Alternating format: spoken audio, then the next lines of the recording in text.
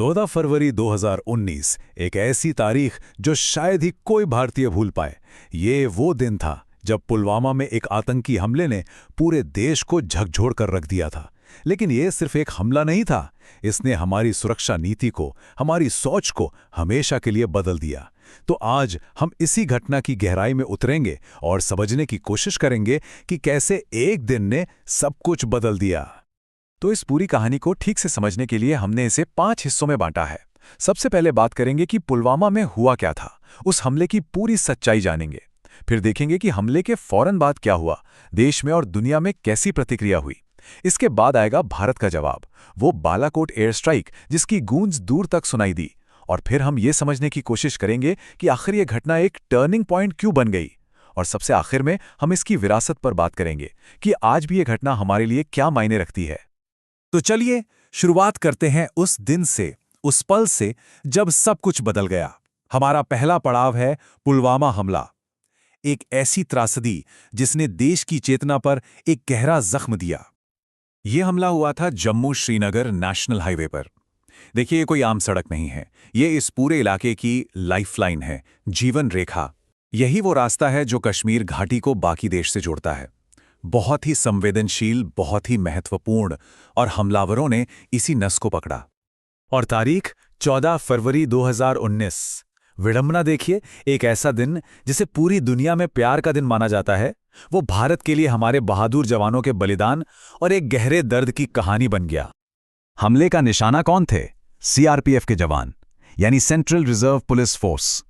CRPF हमारे देश के सबसे बड़े पैरामिलिट्री फोर्सेस में से एक है। ये वो लोग हैं जो देश की आंतरिक सुरक्षा के लिए, आतंकवाद से लड़ने के लिए हमेशा सबसे आगे खड़े रहते हैं। और फिर सब कुछ इतनी तेजी से हुआ कि किसी को संभलने का मौका तक नहीं मिला। सीआरपीएफ का एक बड़ा काफिला, कई गाड़ियां हाईवे पर आगे बढ़ रही थीं। तभी एक गाड़ी तेजी से काफिले की तरफ बढ़ी। ये कोई नॉर्मल गाड़ी नहीं थी, ये विस्फोटकों से लदी हुई थी, एक चलता फिरता बम। और इससे पहले कि कोई कुछ भी समझ पाता, उस गाड़ी ने सीधे काफिले की एक बस में टक्कर मार दी। और फिर एक जबरदस्त धमाका हुआ जिसकी आवाज ने पूरे इलाके को दहला कर रख दिया। अब जरा इस हमले की भयावहता का अंदाजा लगाइए। करीब करीब 250 किलो विस्फोटक। जी हां, 250 किलोग्राम। ये इतनी बड़ी मात्रा है कि आप सोच भी नहीं सकते कि इसने कितनी तबाही मचाई होगी। ये सिर्फ एक हमला नहीं था, ये पूरी तरह से विनाश करने की साजिश थी। धमाका तो हो गया, लेकिन उसकी गूंज अभी थमी भी नहीं थी कि पूरा देश एक गहरे सदमे में चला गया।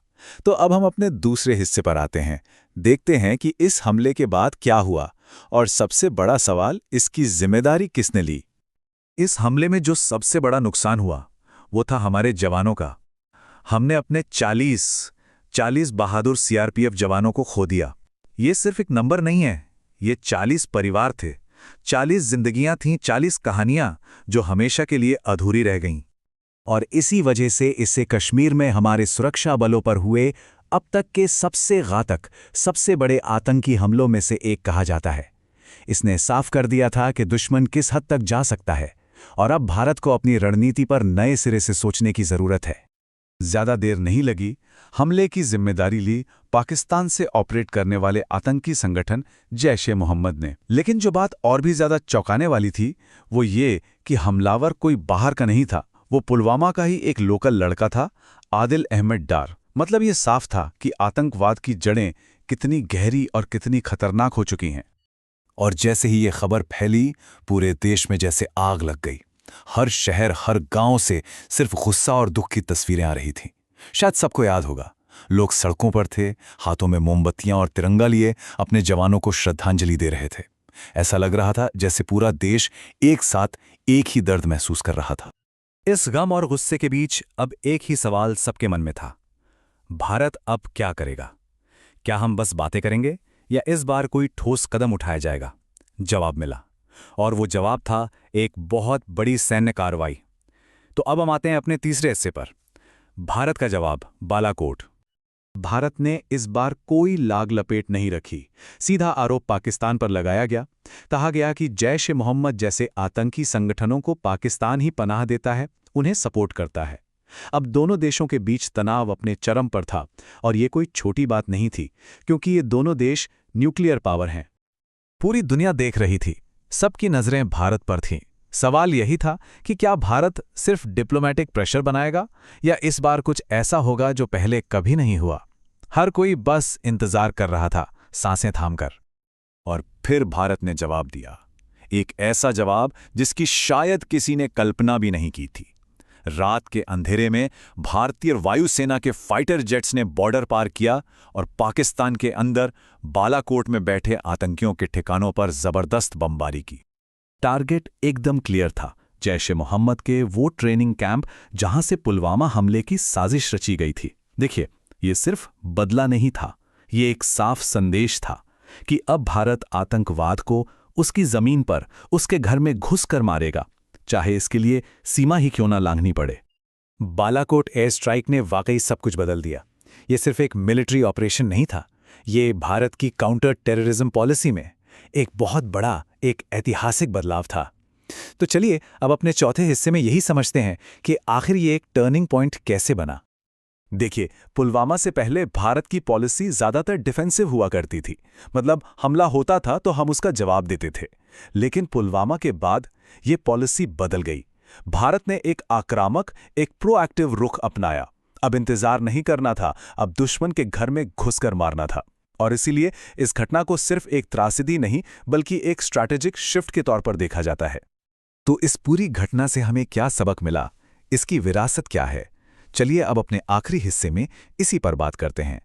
इसकी स्थायी विरासत, इसकी यादें और इससे पैदा हुआ संकल्प। पुलवामा की विरासत की कई परतें हैं।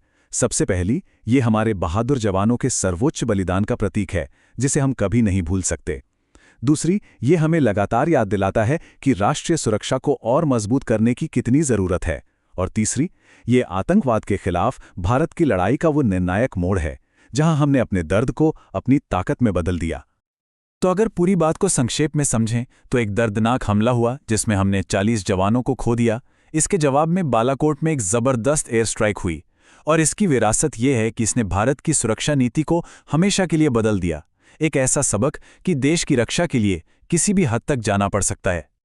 और अंत में ये हमें एक बहुत गहरे सवाल के साथ छोड़ जाता है कि कैसे कोई एक घटना एक ही वक्त में एक भयानक त्रासदी भी होती है और एक निर्णायक मोड़ भी। पुलवामा हमें यही याद दिलाता है कि कभी-कभी सबसे गहरे जख्मी सबसे बड़े बदलाव की वजह बनते हैं।